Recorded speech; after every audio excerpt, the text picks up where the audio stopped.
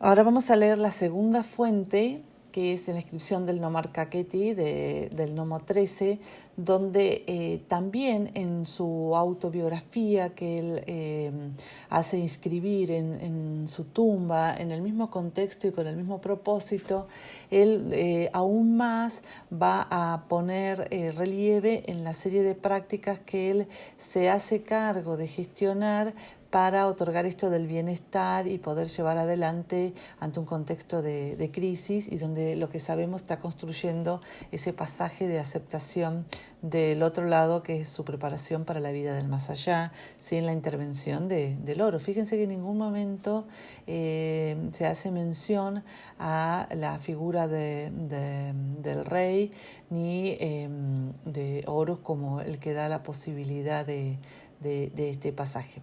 Él lo centraliza, por eso es autobiografía, es él el autorreferente del buen hacedor, gobernante local.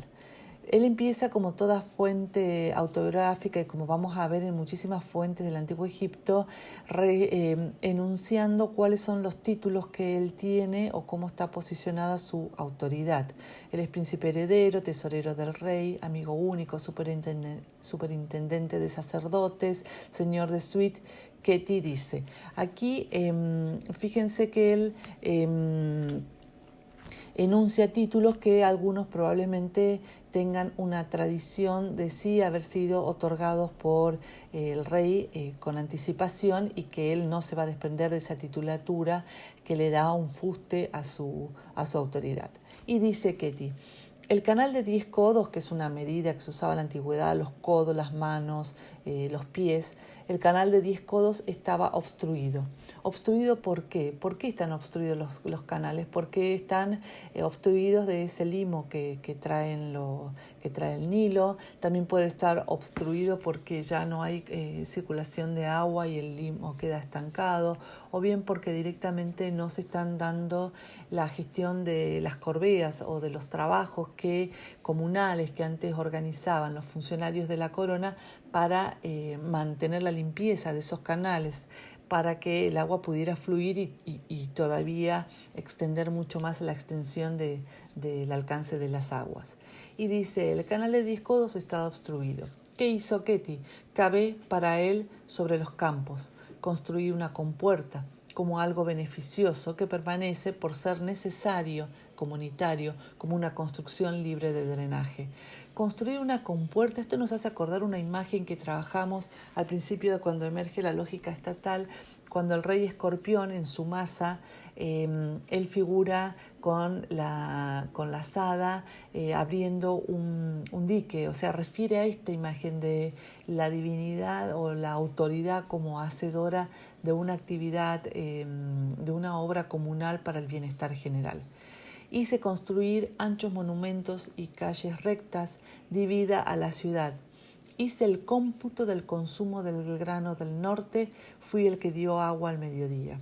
Acá tenemos la capacidad de gestionar obras, es decir, él tiene la capacidad de generar algún tipo de excedente para la realización de obras y también cuando él dice hice el cómputo del consumo de grano del norte, él lo que hizo es el registro escrito de lo que se denominaba el censo, que desde la antigüedad el censo es una creación, ya les comentó Silvana, que permitía que con el nilómetro que estaba localizado en el área del templo, el nilómetro marcaba la cantidad del volumen de agua que había inundado y eso les permitía a ellos evaluar cuál iba a ser la producción, calcular cuál iba a ser la producción en 2 años para hacer con eso el cálculo de la base impositiva que iban a tener que aportar las distintas regiones.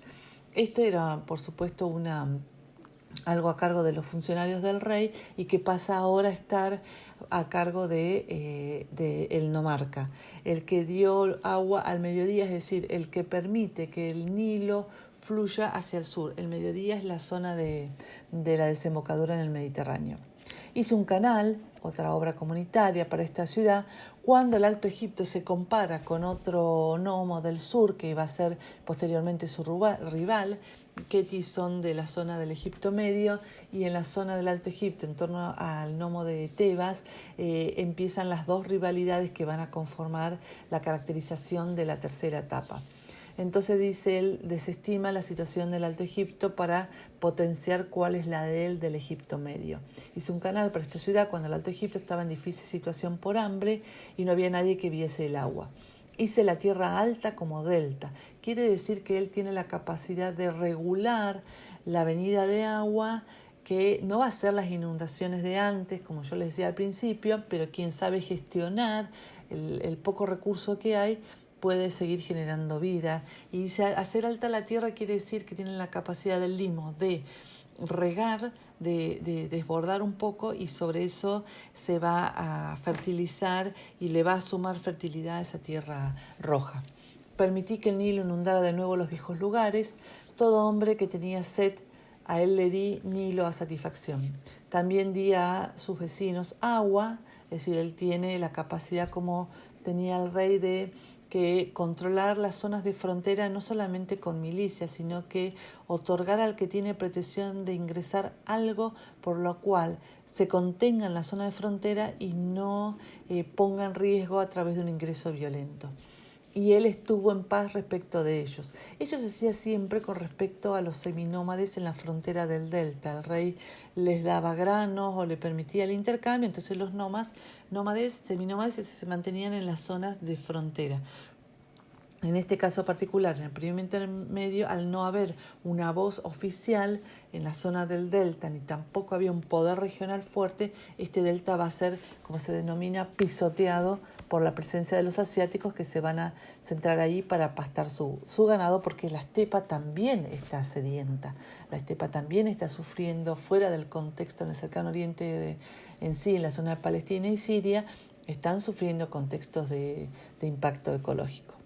Y dice el nomarca: así fui rico en ganado del norte, estando el país en estrechura por escasa inundación, y mantuve la ciudad midiendo el grano con la fanega.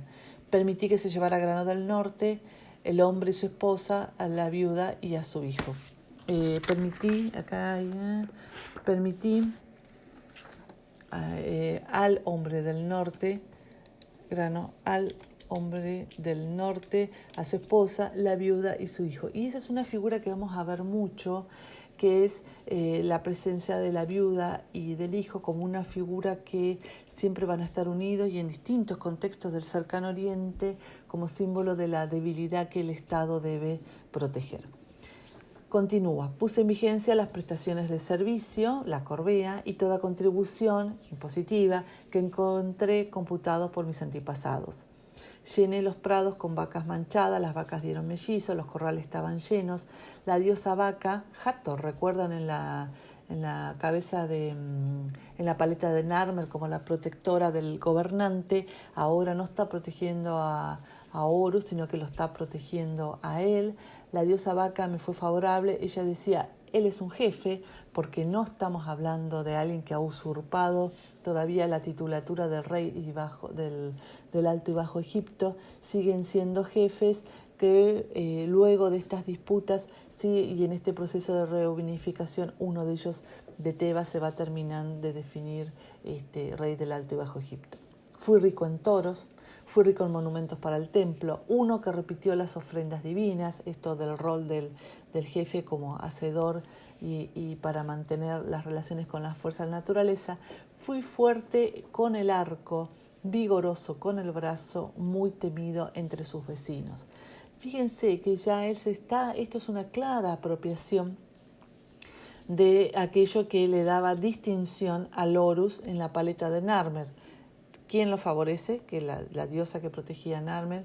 Fui fuerte con el arco, vigoroso con el brazo. Recuerden la escena de la muerte ritual del enemigo, donde el rey, con la cabeza de mazo, con el brazo en alto, está a punto de asestar la muerte simbólica del enemigo, que es un extranjero de la región, y en este caso muy temido entre los vecinos, dice el nomarca, porque logra tener autoridad y esta capacidad de externalizar la autoridad. Los de afuera lo reconocen como él es la autoridad en ese nomo.